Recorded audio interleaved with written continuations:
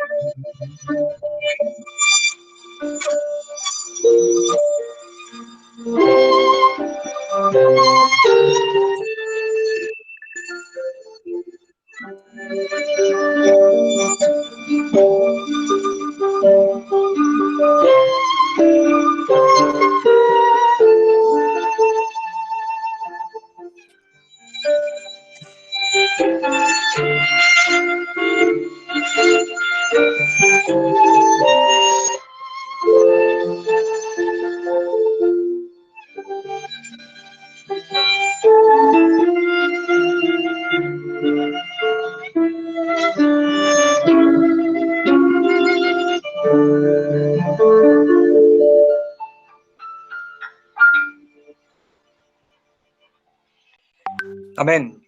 Amén. Amén. Amén. Es un privilegio estar aquí con todos vosotros y compartir la palabra tal y como estaba anunciado.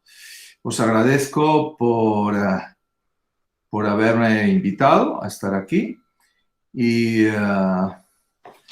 por estar con todos vosotros. Bueno, entonces el tema que tenemos anunciado es hágase en mí según tu palabra.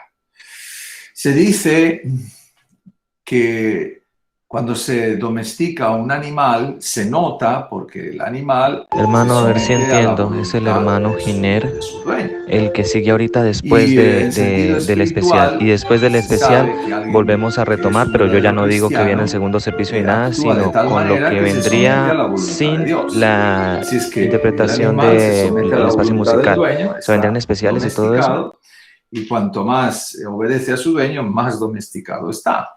Y por otro lado, a nivel espiritual, en el ámbito espiritual, se sabe que una persona ama a Dios, sigue a Dios, respeta a Dios cuando hace completamente su voluntad. El apóstol Pablo lo refleja con estas palabras de Gálatas 2:20, con la versión Palabra de Dios para Todos. Es una versión bíblica. Dice: ahora ya no vivo yo, sino que Cristo vive en mí. Así el apóstol Pablo definía su relación con el cielo.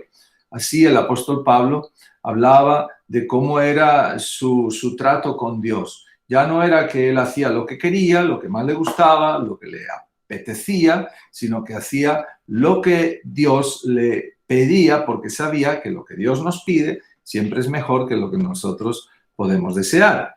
Pablo está presentando con esta declaración de que ya no vivo yo, sino que Cristo vive en mí, la razón de la vida de un cristiano. Vivir para Cristo, vivir para Dios, es hacer lo que más nos conviene. Tal vez no entendamos que lo que Dios nos pide es lo mejor. Tal vez no nos guste. Tal vez nos que la voluntad de Dios es lo mejor para todos nosotros. Vivimos en un mundo donde aprender a hacer la voluntad de Dios no está de moda. Más bien al contrario, la gente aprende a hacer su voluntad. Y cuanto más nos centramos en nosotros mismos, cuanto más nos focalizamos en hacer aquello que nos gusta, mejor. Pero sabemos que esto trae muchísimas frustraciones y muchos problemas a las personas. ¿Por qué? Porque no hemos sido creados para hacer nuestra voluntad, lo que nos apetece. Hemos sido creados para hacer la voluntad de aquel que nos diseñó. Os voy a poner un ejemplo sencillo. Yo tengo mi máquina, mi carro, mi coche, aquí decimos mi coche. Entonces, mi coche va con diésel. Si yo ahora le pongo un zumo de naranja, las mejores naranjas que encuentro en el mercado, es saludable para mí, pero no para el coche. El coche va con diésel. No funciona con zumo de naranja. Le puede poner también leche de soya o leche de arroz o leche de avena, pero no funciona. Se estropea el motor. ¿Por qué? Porque ha sido diseñado para funcionar con diésel o con gasolina. Y de la misma manera, nosotros hemos sido diseñados por Dios para vivir de acuerdo a su voluntad. Si vivimos de acuerdo a la voluntad de Dios, entonces nos va bien. Todo nos va bien. Aún las cosas malas son para nuestro bien. Pero si nosotros queremos hacer nuestra voluntad, ahí vamos a tener que tropezar una y otra vez con obstáculos que van a ser un problema para todos nosotros. Entonces, ¿esto de qué viene? ¿Por qué surge esta situación? Porque nosotros tenemos una naturaleza pecaminosa, lo dice la Biblia. Nosotros fuimos creados santos, a imagen y semejanza de Dios, pero después del pecado nuestra naturaleza mutó, cambió y adquirimos una naturaleza pecaminosa. Dicho en palabras sencillas, a nosotros nos gusta el pecado por naturaleza. Venimos así desde el nacimiento. Y claro, si nos colocan el pecado delante, es más apetecible que nos coloquen el camino de la santidad. Para la mente, cuando ha sido alcanzada por el Espíritu Santo, pues dices, bueno, sí, el camino de la santidad es mejor. Pero para la parte carnal, que somos así como estamos construidos, ver ese camino de pecado, de tentaciones, es más apetecible. Nos atrae más lo malo que lo bueno. Por eso se dice que te va a influir más un amigo pecador o rebelde o malo que una persona buena. ¿Por qué? Porque tu naturaleza clama a grito que esto te guste más lo pecaminoso. Por tanto, habiendo esta dualidad dentro de todo cristiano, como dice el apóstol Pablo, que él quiere hacer el bien, pero encuentra una ley que le lleva a hacer el mal, debemos tener en mucho cuidado y orar al Señor que nos ayude para que nuestra naturaleza carnal sea sometido o sea sometida a la naturaleza santificada, esa naturaleza que gobierna el Espíritu de Dios. Pongamos el ejemplo de Pablo. Antes de conocer a Cristo, vivía buscando hacer su voluntad. Se gozaba en perseguir a los cristianos, en entregarlos a las autoridades y llevarlos a la muerte. Esa era su vida. Le encantaba hacer esa tarea. Era su voluntad. Creía que era justo hacer esto. Y lo hacía poniendo todo su alma en este asunto. Ahora, no creía que fuera un pecado. Pensaba que estaba haciendo un favor a Dios, pero era su voluntad pecaminosa. Porque si él hubiera leído la Escritura, hubiera entendido ya desde las páginas del Antiguo Testamento que el hacer daño al prójimo no está de acuerdo a la voluntad del Señor, que matar no está de acuerdo a la voluntad de Dios, que tratar mal a los otros por causa de su fe no está de acuerdo a la voluntad de Dios. Pero él lo hacía porque así había aprendido y pensaba que estaba haciendo un favor a Dios. No sabía que estaba rechazando al Mesías prometido. No entendía que estaba luchando contra Dios. Simplemente hacía lo que mejor le parecía. Este es el caso también del apóstol Pedro. Le gustaba hacer su voluntad. Aquí tenemos a estos ejemplos, y hay muchos más, donde se muestra que la tendencia humana es hacer nuestra voluntad, lo que a mí me apetece, lo que surge de mi mente. Entonces, él pensaba que era mejor que los demás, que sabía más que los demás, que era más fiel que los demás y que podía hacer cosas más grandes para Dios que los demás. Por eso le dijo Jesús a Pedro, mirándole con ternura, Pedro, ten cuidado de ti mismo porque me vas a negar. Antes de que el gallo cante dos veces, dos veces me vas a negar 3 veces. Entonces, Pedro se enojó con el maestro. ¿Cómo es posible que Jesús esté dudando de mí? Yo no le voy a negar, porque yo soy una persona especial. Él tenía un alto concepto de su espiritualidad, de su fidelidad. Y, sin embargo, Jesús conocía su corazón y estaba en capacidad para decirle, Pedro, cuídate a ti mismo, ten cuidado porque Satanás os ha pedido para zarandearos. La obra del enemigo es apartarnos de hacer la voluntad de Dios, es alejarnos de los caminos de Dios. Esta es la obra del enemigo. Mas la obra de Dios consiste en atraernos hacia Él mismo con lazos de amor. El apóstol Pedro le contestó al Señor Jesucristo en Mateo 26:33, encontramos esas palabras, aunque todos te abandonen, yo no te abandonaré jamás. Qué interesante. Pedro había dicho su palabra, había dejado bien claro su alto nivel espiritual y los demás pues no quedaron muy contentos porque él afirmó, aunque todos estos que están aquí te abandonen, yo soy mejor que ellos, yo no te voy a abandonar. Así es que esa comparación que hizo con los demás fue molesta para el grupo. Y así pasaban días y días antes de que llegara este momento, con trifulcas, con encuentros que generaban malestar, todos querían ser los más importantes, los mejores, todos querían que prevaleciera su voluntad. Ese es el problema eterno, desde que el hombre cayera en el pecado hasta el día de hoy. Todos queremos que nuestro yo prevalezca, que nuestra opinión sea la más importante, que nuestros criterios, que lo que nosotros hacemos sean más considerados que los demás. La humildad de un individuo es el tesoro más grande que una persona pueda poseer delante de los ojos de Dios. Uno puede tener un título extraordinario. Las personas del mundo lo pueden elevar hasta las nubes, pero si no hay humildad en su corazón, no sirve para nada. El yo solo es arena movediza. El yo solo es una prisión en la que el individuo está encarcelado hasta la muerte. Solo buscando la humildad de Cristo en nuestra vida, buscando revelar esa humildad que se manifiesta haciendo su voluntad, es como podremos gozarnos de la vida en el debido sentido. Ahora Pedro y Pablo vivían en su área de superioridad. de suficiencia propia. Uno persiguiendo a los cristianos, el otro considerándose mejor que el grupo. Vivían haciendo su voluntad, alimentando su visión personal de la vida, abrazando sus conceptos de la fe, fueran o no fueran verdaderos. Tenían que cambiar, obviamente. Tenían que cambiar si deseaban salvarse. Y mi pregunta es, ¿no es que nosotros estamos haciendo lo mismo? ¿No es que tal vez nosotros estamos cayendo en el mismo error de creer que nuestras opiniones, que nuestros conceptos, que nuestra vida, que nuestra visión de las cosas es mejor que la de los demás?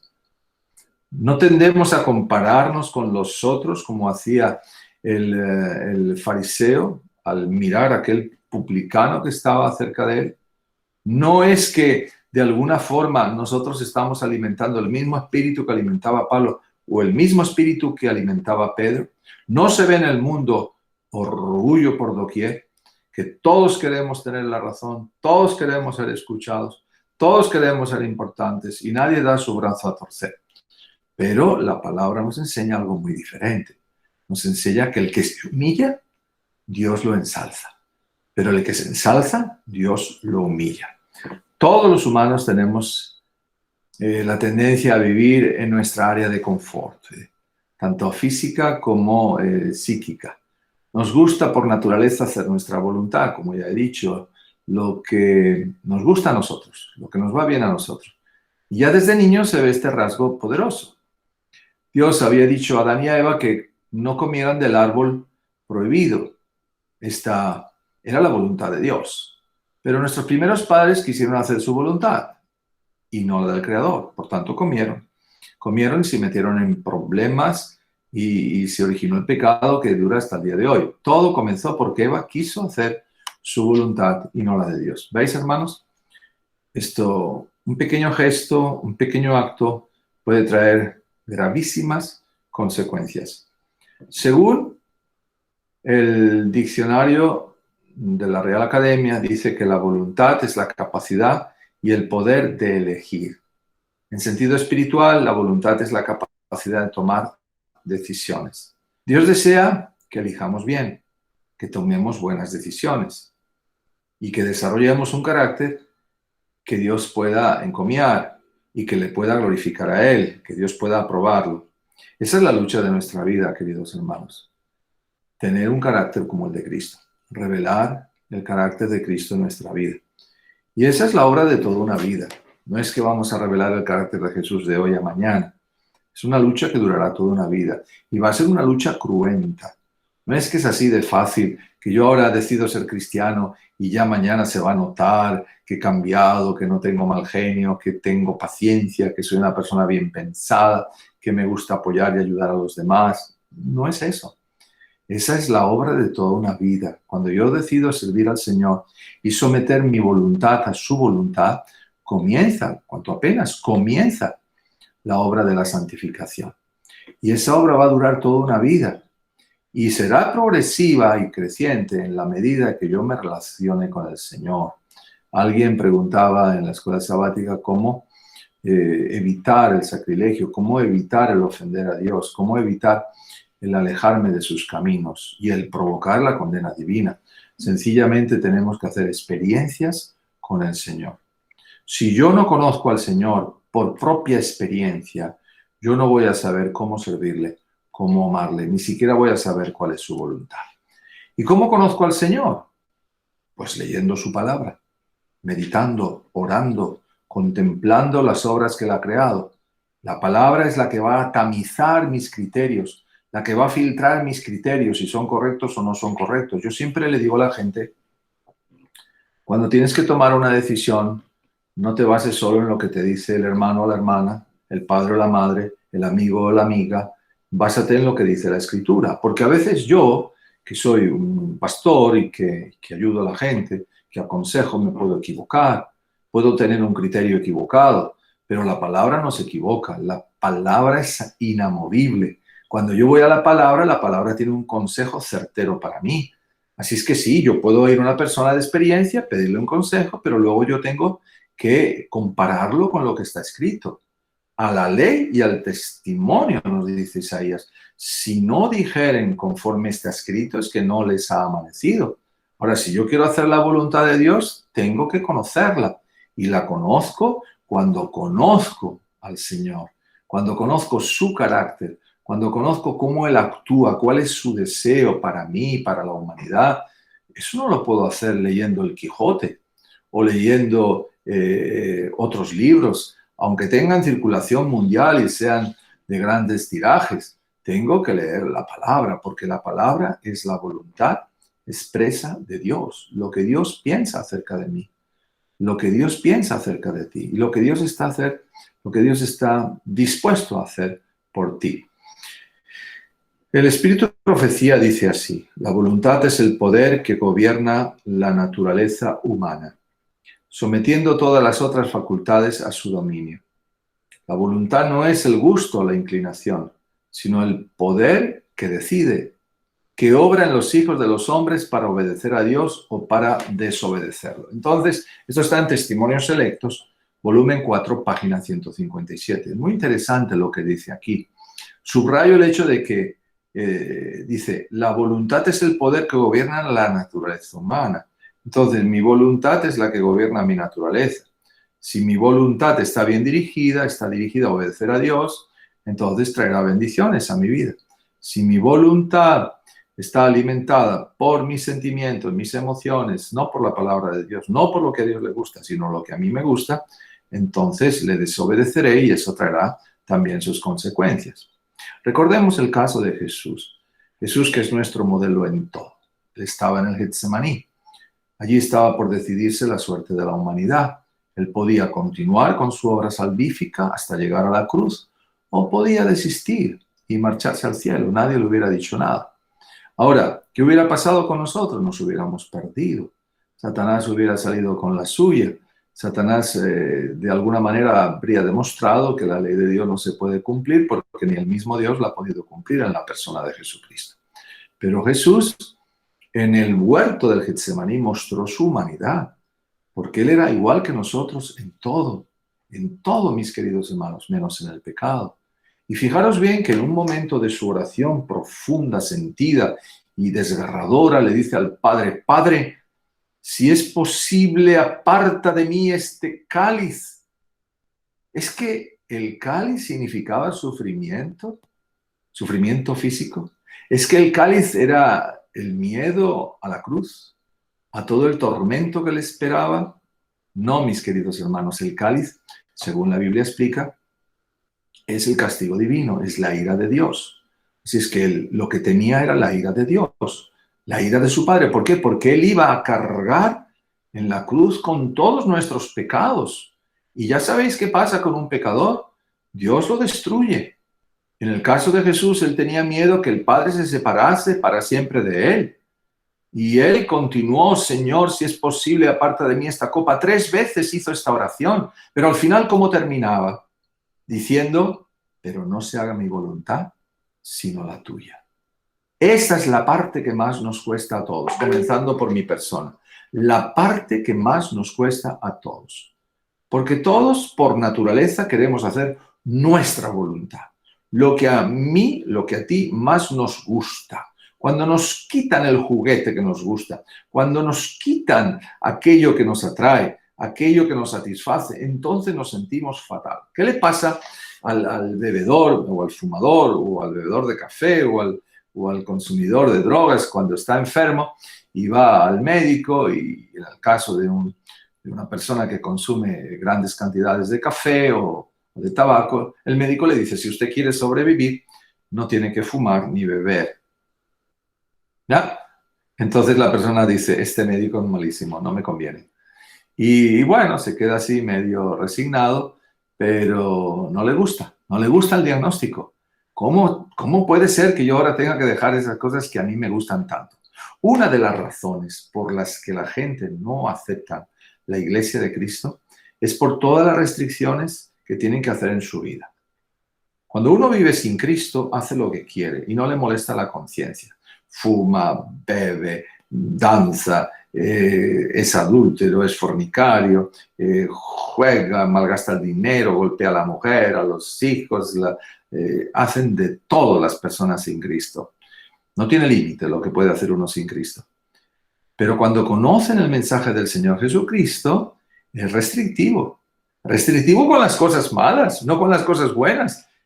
Una vez un hermano me decía, hermano, era una persona con la que yo estudié y él llegó al bautismo. Yo no era pastor y no lo pude bautizar.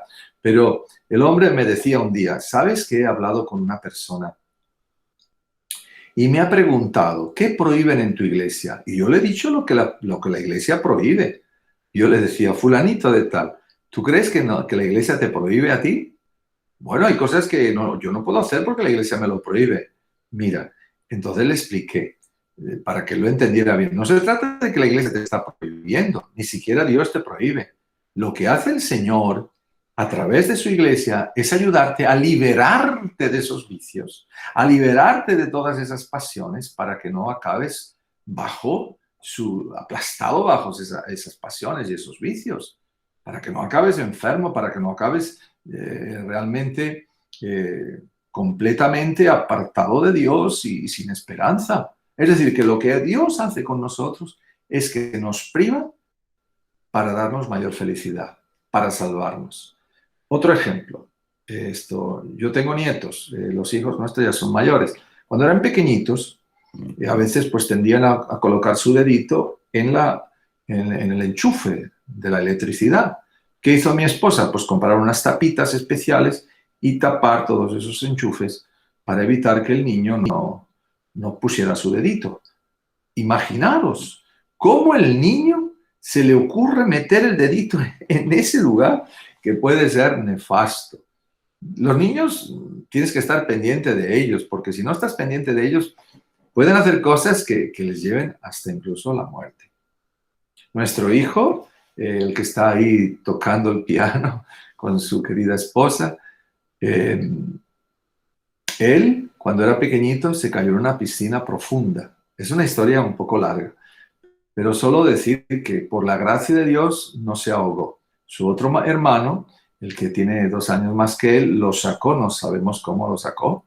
Eso fue el milagro de Dios. Pero cuando vinimos a enterar, ya lo vimos sentado al borde de la piscina, todo empapado, todo mojado, su hermano al lado, diciendo, lo he sacado yo.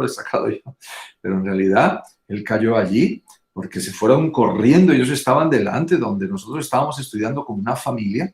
Estaban allí visibles en un momento que ellos vieron, ¡boom!, se escaparon y el muchacho se cayó en la piscina. Por la gracia de Dios está vivo Enoc. Y yo doy alabanzas al Señor porque para estos momentos Dios te salvó, Enoc, para dar testimonio, para cantar, para tocar, hacer sonar tu piano con Rita y dar testimonio de tu fidelidad. Qué bonito es, ¿verdad? Pero a veces los niños no lo cuentan. Hay niños que mueren.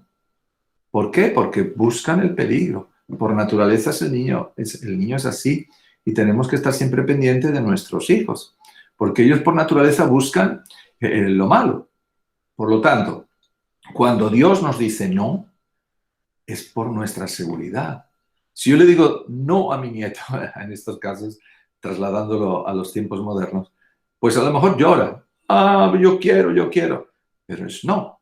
¿Por qué? Porque yo sé que eso puede llevarle a un accidente, a una enfermedad o a un momento desagradable. Y yo le digo no, o sus padres, obviamente, ¿no? Ahora, al niño no le gusta, pero es por su bien. Es por su bien. Es para evitar peligros que él no ve. Y de la misma manera, nosotros hay muchas cosas que no vemos. Están en el conocimiento de Dios, en el mundo de Dios, no en el nuestro. Yo no veo más allá de ese muro. Por lo tanto, cuando yo le digo al Señor, Señor, si es posible, yo no quiero vivir esta situación, pero si la debo vivir, hágase tu voluntad. Hágase tu voluntad. ¿Por qué? Porque la voluntad de Dios es la mejor. Dios sabe lo que hay detrás de cada decisión. Dios sabe lo que hay detrás de cada puerta, detrás de cada ventana, detrás de cada elección, detrás de cada cosa que yo hago. Dios lo sabe. Y por eso está en función de decirme, no te conviene. Cuando yo oro al Señor y le digo, Señor, por favor, me gustaría casarme con esta chica, es tan linda, por favor, dame una señal.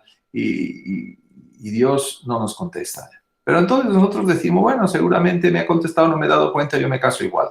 ¿Y después qué pasa? Hay tantos desastres. ¿Por qué? Porque no se ha consultado a Dios.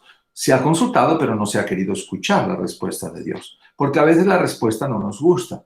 Nosotros ya nos fabricamos nuestro futuro, nos fabricamos lo que a nosotros nos gusta, nos elaboramos un plan de vida y queremos que eso sea llevado a término. Pero cuando uno, querido hermano, querida hermana, cuando uno decide servir al Señor, pone su vida en las manos de Dios y deja que Dios lo dirija.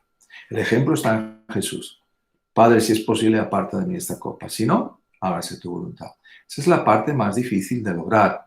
Dice la sierva de Dios que la voluntad es el poder que gobierna la naturaleza humana, sometiendo todas las otras facultades a su dominio. La voluntad no es el gusto o la inclinación, sino el poder que decide, que obra en los hijos de Dios. En los hijos de Dios para obedecer a Dios. En los hijos de los hombres para obedecer a Dios. Lo que hemos leído antes lo repetimos para confirmar este aserto del Espíritu Profecía. Es el poder que gobierna la naturaleza humana. Cuando Pablo se dirigía hacia Damasco, ¿qué dominaba su mente? El deseo de encontrar a cristianos y eliminarlos. Esa era su voluntad. Ese era su criterio. Ahora, como Dios veía que él era sincero, lo que hizo fue salirle al encuentro. Dios se apareció a él, Jesucristo se apareció, se le manifestó, esto se llama teofanía en términos teológicos, y Pablo tuvo que decidir.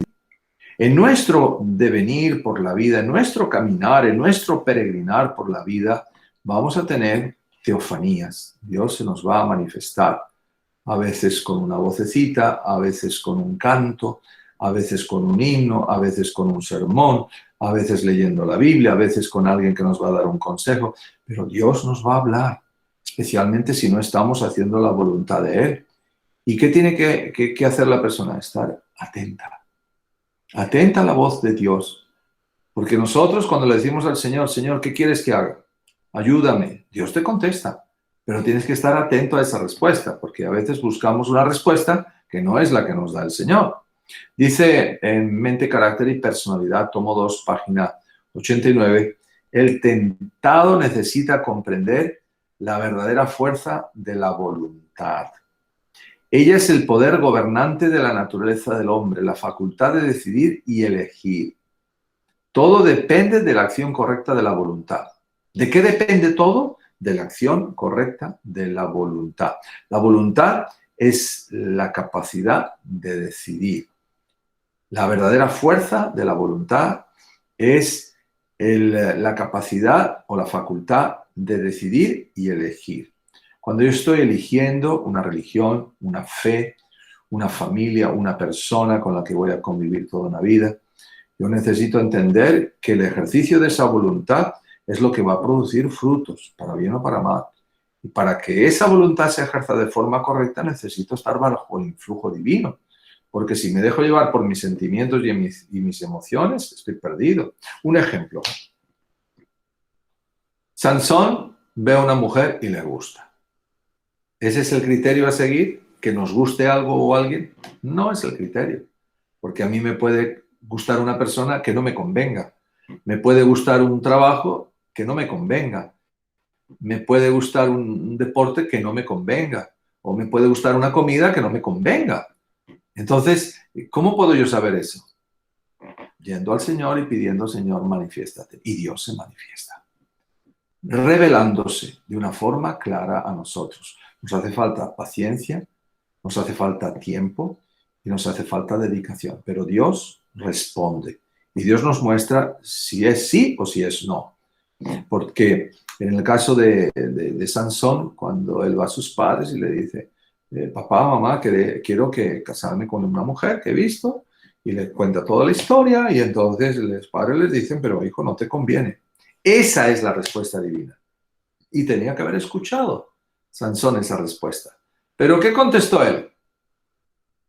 Pues no, la tomáis porque me gusta. ¿Me gusta es el criterio que deben seguir los cristianos? No. El cristiano es la persona que se somete a la voluntad de Dios. Y para someterse a la voluntad de Dios hay que decirle al Señor, es la persona que me conviene y dejar que Dios me responda. A veces me vienen personas para decirme que me parece una relación que han entablado con otra persona y que ya han fijado fecha. Digo, si has fijado fecha para casarte, ¿cómo me vienes a consultar a mí si te conviene o no? ¿Qué me parece a mí? Ya lo has decidido tú. De todas formas, hay decisiones en la vida que son más trascendentales que otras. No es lo mismo comprarse un par de zapatos, me puedo equivocar, y si me duelen, porque son más pequeños de lo que tendrían que ser, entonces los puedo devolver, los puedo desechar, comprarme otros, o bueno, eso no es muy trascendental. Pero cuando yo decido unir mi vida a una persona, es para toda una vida.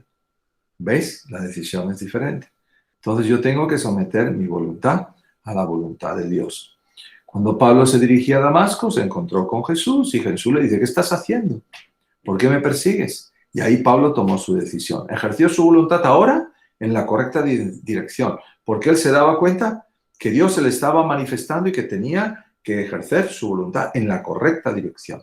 Cuando nosotros apagamos la lucecita del Espíritu, cuando nosotros decimos, no, esto no me conviene, lo dejo estar. Una vez un cristiano de otra denominación, por respeto a esa denominación, no digo su nombre, estaba con nosotros y bueno, yo hablando con él, le dije, voy a hablarte de lo que nosotros creemos, y él me dice, no me digas nada, porque entonces me hago responsable. Él quedó como satisfecho, diciendo, tengo la fórmula para no ser responsable delante de Dios, pero el hecho de que rehusó escuchar ya es una gran responsabilidad. Él se hace responsable delante de Dios, porque Dios nos habla de muchas maneras, y a veces un simple consejo, un himno que suena, unas palabras que vienen a nuestra mente, una lectura que hacemos, puede ser que Dios nos esté hablando y tenemos que estar muy atentos. Cuando Pablo decidió hacer la voluntad de Dios, el resultado fue persecución, encarcelamientos, rechazo de su pueblo, impopularidad, una vida de sufrimiento y de pesares. Pero ¿cómo estaba él anímicamente? Podemos estar mal externamente, pero ¿cómo él estaba a nivel interior? Era una persona feliz, dichosa, una persona eufórica, una persona alegre, que no dependía de las circunstancias externas. De hecho, yo tengo un sermón que habla del sentir de Pablo. Él dice en la epístola a los Efesios, si no recuerdo mal, dice, yo sé vivir en pobreza y en abundancia. Yo sé vivir. ¿Podemos decir nosotros lo mismo? Porque hoy vivimos en una sociedad de consumo. Tenemos de todo. Pero en realidad, la pregunta que os hago es la siguiente. Quiero que seáis sinceros en vuestra respuesta. ¿Somos felices a pesar de que tenemos de todo? Ya no hablo de nosotros, sino en general. ¿El mundo es feliz a pesar de que dispone de todas las tecnologías, de todos los avances y de todas las comodidades? No, es evidente, no somos felices. Porque lo que da la felicidad no es hacer mi voluntad, no es recrearme en lo que a mí me gusta, sino es hacer la voluntad de Dios. Cuando María fue visitada por el ángel y le dijo que iba a ser la mamá del Mesías, claro, ella quedó realmente chocada, ¿no? Fue una cosa muy impactante. En Lucas 1:38 está la respuesta de María después que había escuchado al ángel. Ella dice, hágase en mí según tu palabra. Hágase en mí según tu palabra. María tenía una experiencia de relacionarse con Dios. Y cuando Dios le habló, ella contestó como debía. No obstante que era una cosa bastante increíble. Porque, imagínate tú, mujer, que viene un ser especial, que te habla y te dice, te vas a quedar embarazada sin la acción de un hombre. Hay que tener mucha fe para creer eso. Hay que tener muchísima fe para creer eso. O la esposa de Abraham, cuando le dice que va a quedar encinta, que ya no tenía el periodo, ya estaba en la vejez. Y ella dice, esto es imposible, imposible. Pero ¿hay algo imposible para Dios, mis hermanos? No hay nada imposible para Dios. Todo es posible. La única cosa que tenemos que hacer, la única condición que Dios nos pide es que estemos dispuestos a hacer su voluntad. Hacer su voluntad es lo mejor, es lo que más nos conviene y es lo que más bendiciones nos va a traer. Mira el caso de Daniel, mira el caso de José, mira el caso de David, mira el caso de los 3 hebreos. Todos ellos decidieron hacer la voluntad de Dios. Mientras se mantuvieron en esos parámetros, cosecharon grandes bendiciones. Cuando David se apartó de esos parámetros, su vida fue un desastre. Cuando volvió otra vez, el Señor le bendijo nuevamente. Entonces, hoy es el momento oportuno, el momento que Dios nos regala a todos nosotros, comenzando desde el más pequeño hasta el más grande, para tomar una decisión por Cristo, para aprender a hacer lo que a Él le gusta, no lo que a mí me gusta, sino lo que a Él le gusta, para que el Señor se manifieste en cada uno de nosotros y pueda reproducirse su carácter en nuestra vida. Ese es mi deseo y mi oración para todos vosotros, todas vuestras familias, para mí también, mi familia, que el Señor haga su voluntad en nuestra vida. Entonces esa vida tendrá sentido y esa vida podrá ser una bendición para todos los que nos rodean. Es mi deseo y mi oración. Amén. Amén. Amén. Amén. Amén. Amén. Amén. Amén. Vamos a cantar para la gloria de Dios.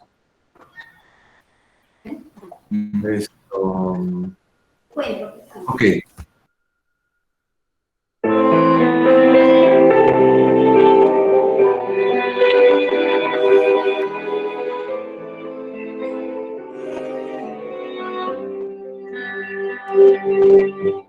Todo se derrumba alrededor cuando no hay fe y parece que aún lo mejor no sirve nada. Vamos de la derrota al dolor, nos desanimamos cuando no hay fe, cuando no hay fe. Cuando no hay fe, no hay esperanza. Cuando no hay fe, cuando no hay fe, cuando no hay fe, no hay confianza. Aumentanos la fe, Jesús amado. Enséñanos a caminar con rumbo por este valle de dolor, sin que tengamos temor, sin que dejemos de amar, confiando siempre en tu palabra.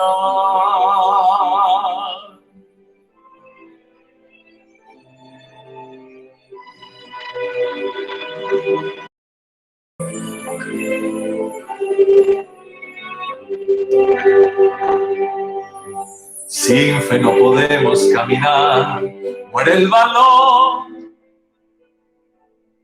Las sombras nos cercan y la luz desaparece.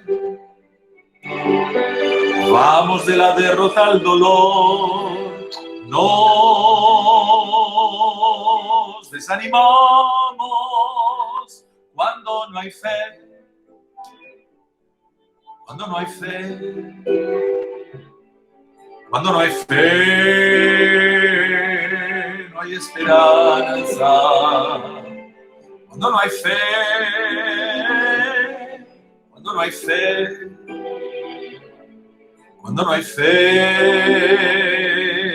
no hay confianza. Aumentanos la fe, Jesús amado, enséñanos a caminar con rumbo por este valle de dolor, sin que tengamos temor, sin que dejemos de hablar, confiando siempre en tu palabra. aumentanos la fe, Jesús amado. Enséñanos a caminar con rumbo por este valle de dolor, sin que tengamos temor, sin que dejemos de amar, confiando siempre en tu palabra.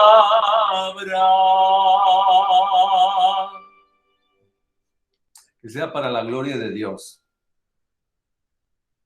Amén. Amén.